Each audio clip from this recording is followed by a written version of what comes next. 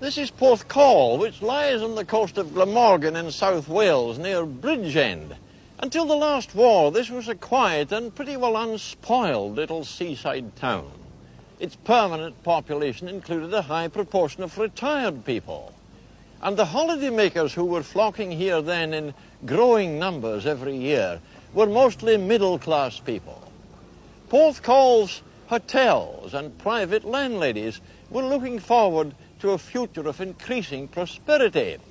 And not surprisingly, because this place has a lot of natural advantages. It lies on a beautiful bay.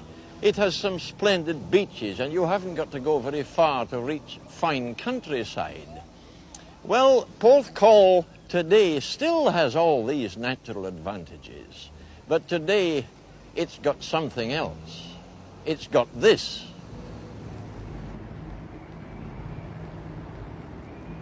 The biggest concentration of caravans in Britain, the biggest, it's said, in Europe. 4,300 of them on two almost adjoining sites, which between them cover a huge area of what was once natural sand dunes around the fine beach of Trecco Bay on the eastern side of the town.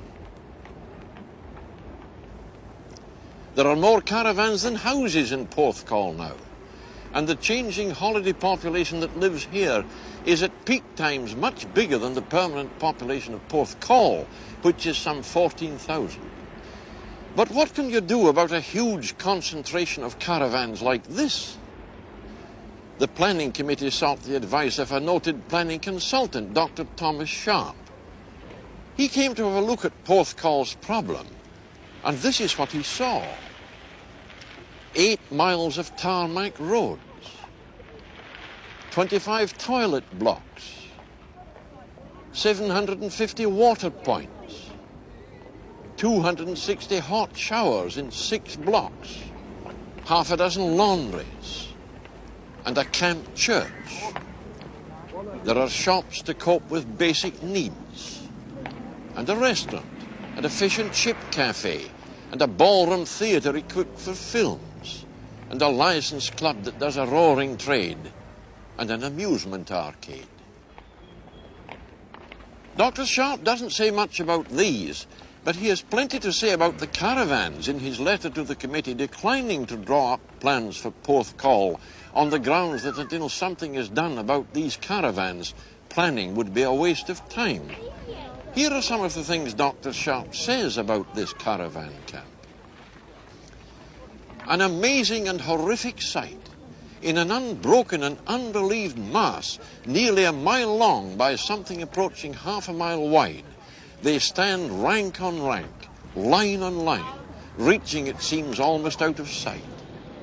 Each with its dustbin, many with their cars alongside. They are like a cloud of regimented locusts, still settled on a place they have reduced to a desert. The apparently endless lines thrust their multitudinous murder on every view. There was a town in England, Dr. Sharp goes on to say, which was once labelled the town that was murdered. Porthcawl, he says, could well be given that description today. If this place was a shock to Dr. Sharp, his letter was a shock to the planning committee, whose chairman is a Porthcawl man, Councillor John. I am of the view, and I'm certain my committee would be of the view, that Porthcawl itself could be looked at apart from the caravans. They are here. We have other bays in the town. We've got the discontinuation of the British Railways, and we've got a town centre to look at.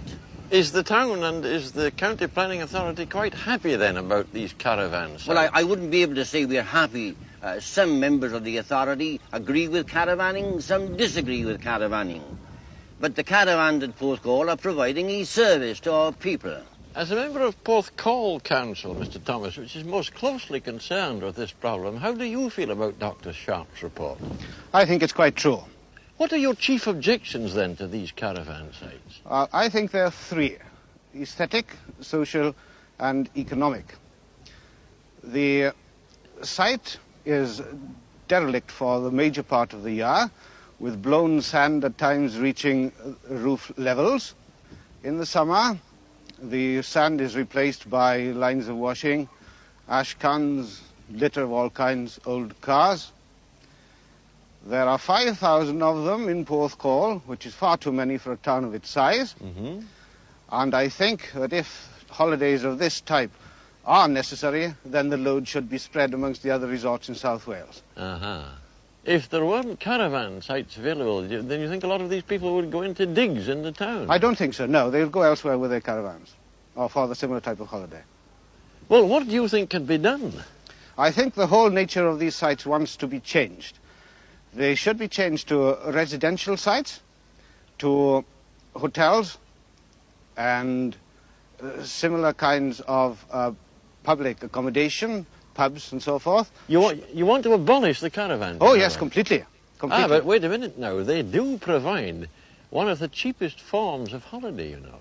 Oh, yes, I agree. But then chalet camps could provide holiday accommodation almost as cheaply.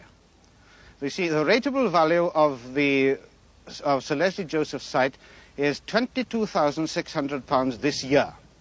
If that was converted to residential and hotel and commercial development, the minimum rateable value would be £100,000 a year, at least 5 times as much. So you can see how the town is really suffering. Porthcawl Council itself owns one of the 2 caravan sites. But the man who has a controlling interest in the bigger site, which holds 3,400 caravans, is Porthcawl's most prominent citizen, Sir Leslie Joseph. You did expect some criticism, sure. Well, of course, one gets criticism, whatever you do, but we are very happy with the situation here. We feel that we are doing a good job of work.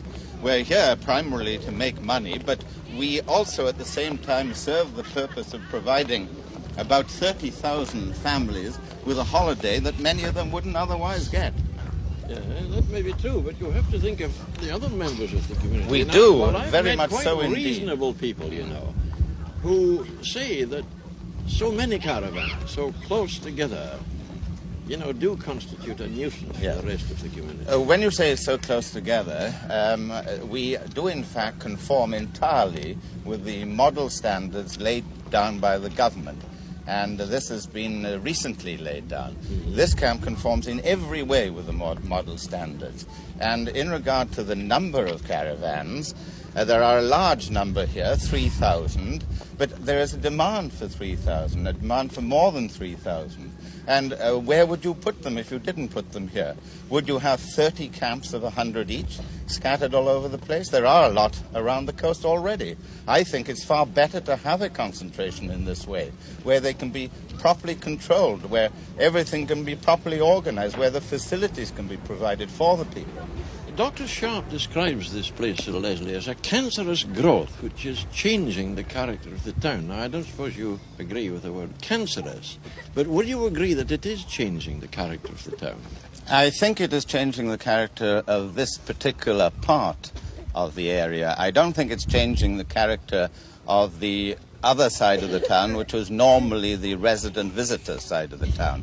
And I believe that most resorts in this country will have to change their character or go out of existence. What do you mean? I believe that foreign travel has become so popular that many of the resorts which depended upon the old traditional type of holidaymaker for their revenue will have to change. And the people who come here, the people with families, are by and large not the people who go abroad. Therefore, I think the resorts can prosper through the patronage of the campers, the holiday campers. And this, of course, is only a recreational or summer holiday camp. It's not a permanent residential camp. Changing times bring changing holiday habits, and a growingly popular one is caravanning. When you see a place like this, you have to admit that caravan camps are a problem. And though it's a more acute problem here at Porthcawl than anywhere else, it's a problem, a planner's headache, on beautiful coasts all over the country.